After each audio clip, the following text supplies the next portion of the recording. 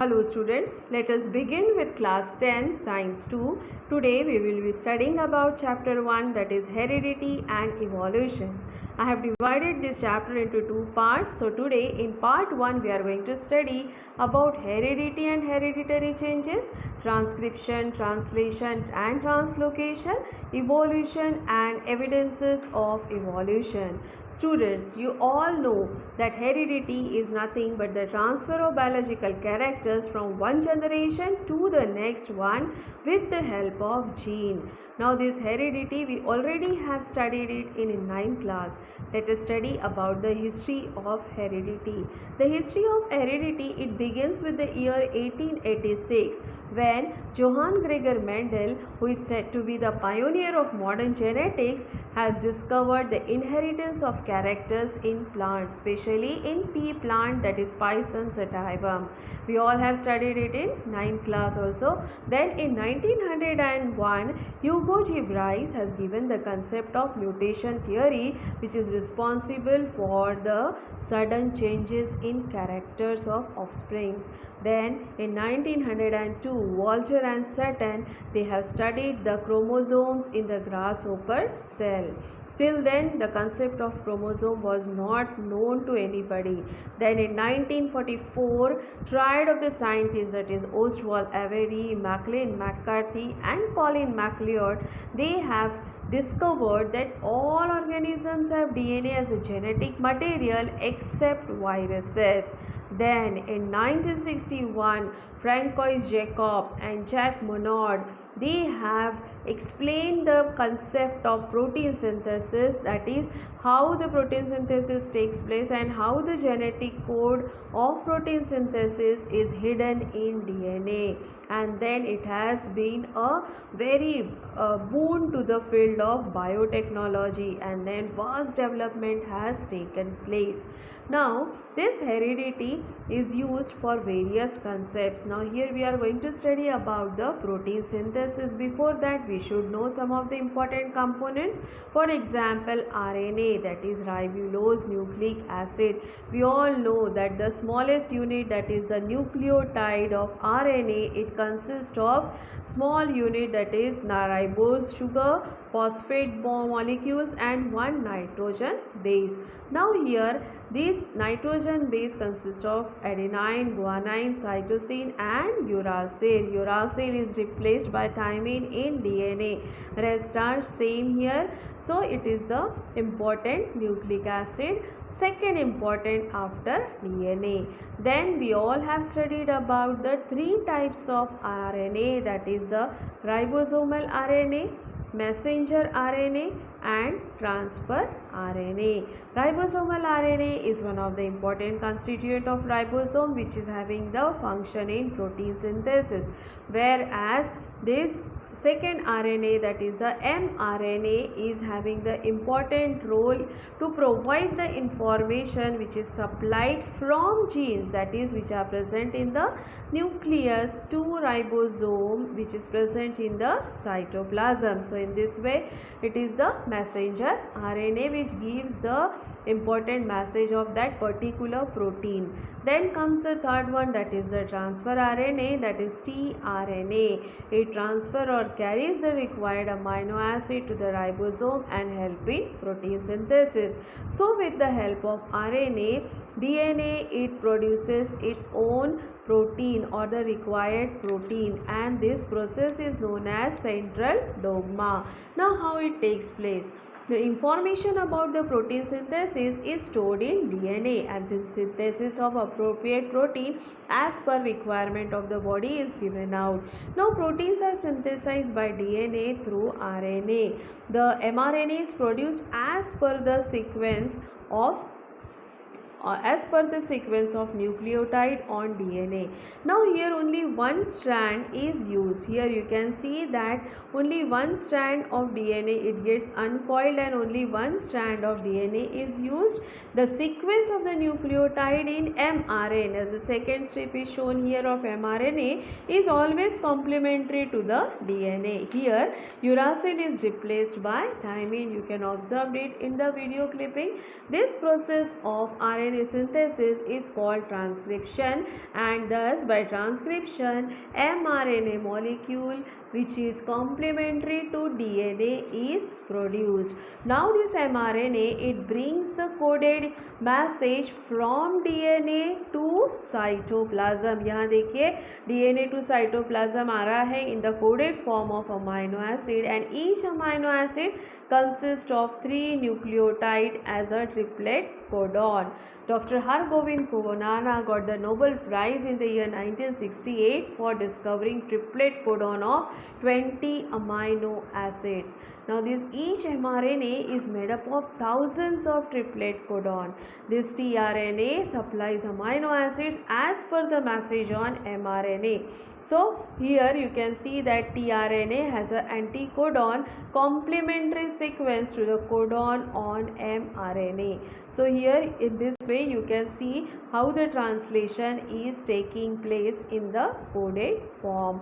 Now tRNA, here the translation is shown here, and now we will go for the third process, that is the translocation. Now amino acids which are brought by the tRNA are bonded together by the peptide bond. तो यहाँ पे आपको यहाँ peptide bond दिखाया हुआ है. During this process the ribosome keeps on moving from one end of mRNA to the other triplet codon. This is known as translocation. इस तरह से ये मूव होता हुआ जाता है और इस तरह से एक एक प्रोटीन्स तैयार होते हैं, and many chains come together to form a complete protein. In this way the proteins are synthesized. This small video it also gives you the idea. So first is the transcription जो nucleus में हो रहा है. यहाँ पे सबसे पहले mRNA का सिंथेसिस हो रहा है.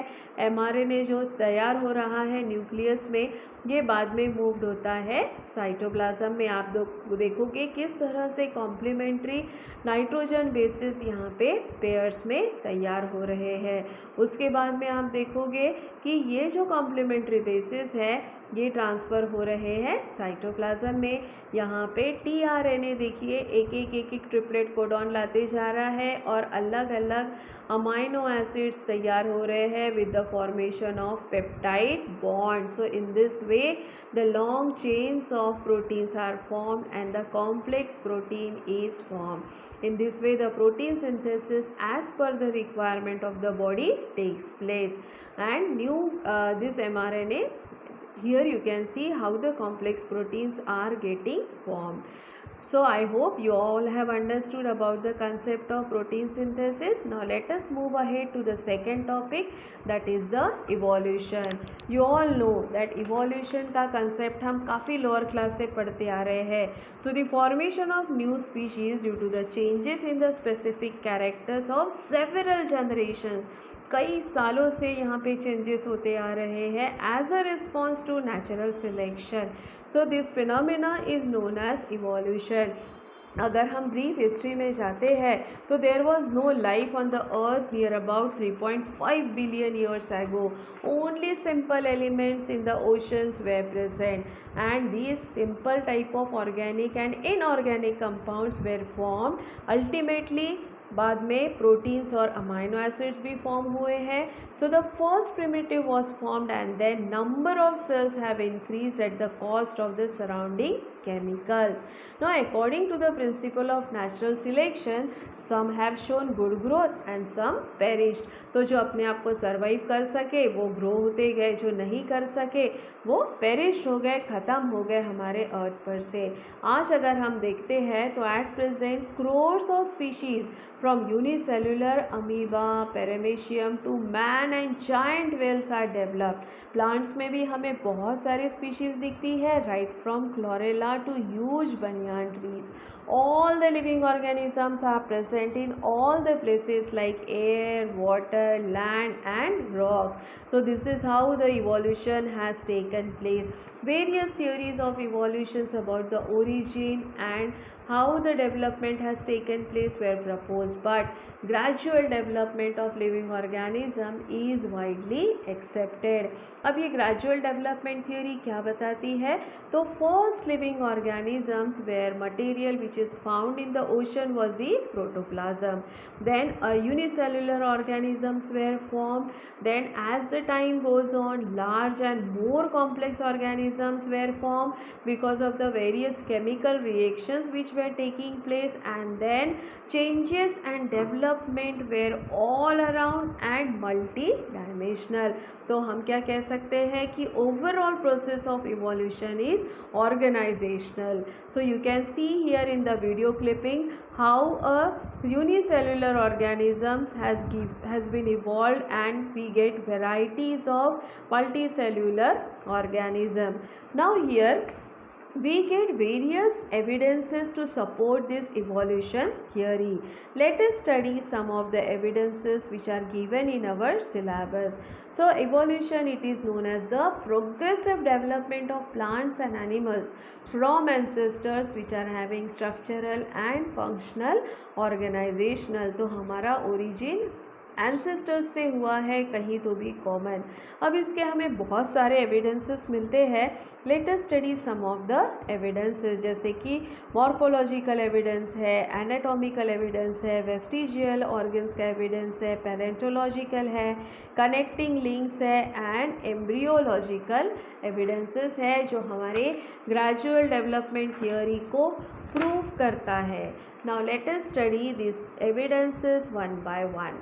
Coming with the first, that is the morphological evidences. Now अगर यहाँ पे हम ये morphology देखते हैं तो it proves that the origin of plants and varieties of animals must be same and must have common ancestor, because अगर हम इनकी similarities in the structure of mouth देखें, position of eyes देखें, नोज़ का position देखें, years देखें, body के hairs देखें, तो हमें कहीं तो भी इनकी कॉमन एंसेस्ट्री दिखती है. Same is the case with the plants also.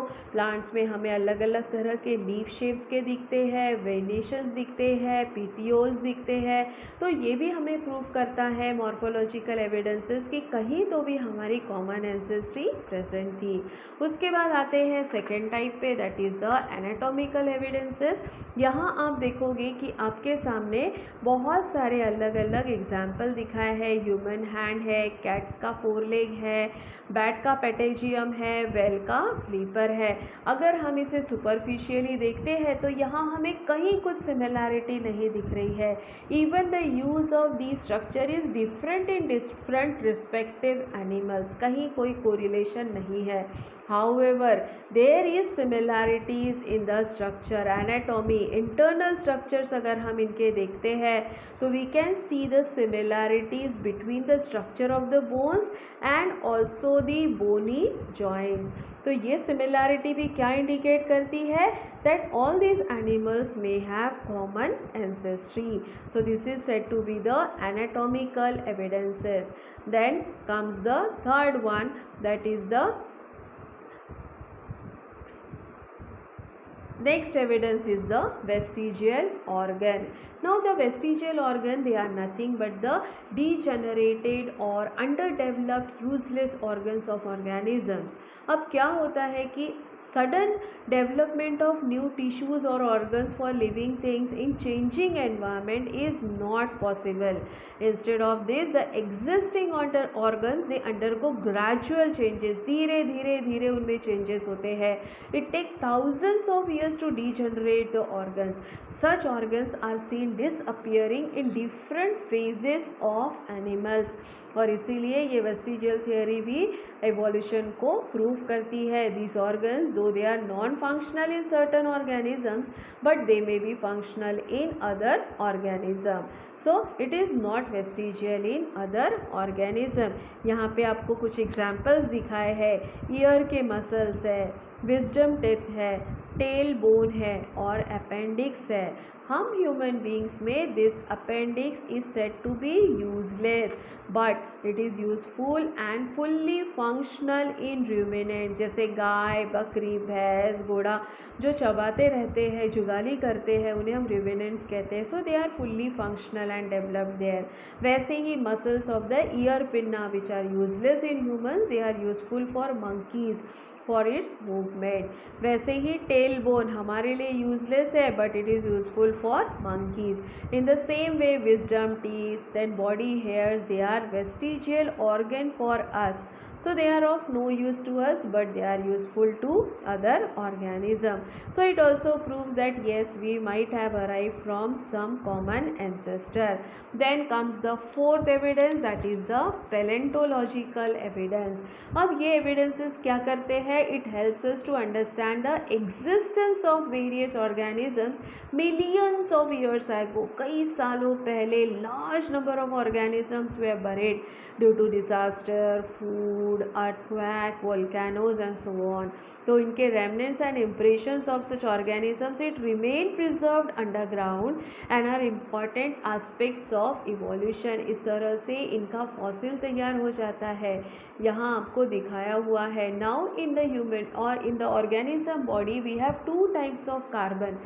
Isotopes of carbons are there, carbon 12 and carbon 14. इसमें से जो कार्बन 14 है ये रेडियो एक्टिव होता है.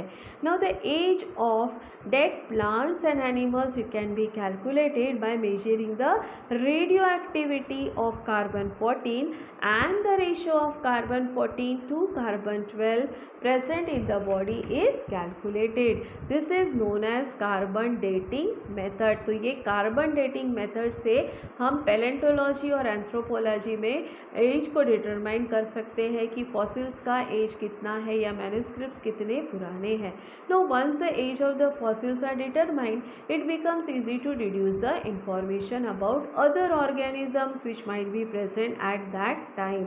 यहाँ पे आपको सेकेंड जो डायग्राम दिखाया है it is the structure of ground level and fossils. तो अगर हम इसे कंपेयर करते हैं तो ये हमें क्या बताता है कि vertebrates have been slowly originated from invertebrates. आप देखोगे इस ग्राउंड लेवल के बेस पे आपको स्टारफिश, फिर बड़ी फिश दिख रही है, फिर पाइसेस के बाद में एम्फीबियंस दिख रहे हैं, रेप्टाइल्स दिख रहे हैं, एव्स दिख रहे हैं. तो ये भी हमें दिखाता है कि कहीं ना कहीं हमारी कोई कॉमन एंसेस्ट्री एग्जिस्ट होती है. उसके बाद हम आते हैं फिफ्थ एविडेंस पे, that is connecting links. Now this connecting links are that which shows the morphological characters by which they can be related with the different groups. तो ये एनिमल्स होते हैं, प्लांट्स या एनिमल्स होते हैं जो एट ए टाइम दो different groups के कैरेक्टर्स को प्रेजेंट करते हैं. That's why they are known as connecting links. Now in example here we have different types. Duckbill platypus दिखाया है जो रेप्टाइल्स के जैसे एग्स को ले करता है और mammary glands and hairs are present like the mammals. उसके बाद लंगफिश है जो यहाँ पे लंग्स जो है ये होते हुए it performs the respiration with the lungs irrespective of being a fish. Then तीसरा एग्जाम्पल जो है वो पेरीपैटस का है.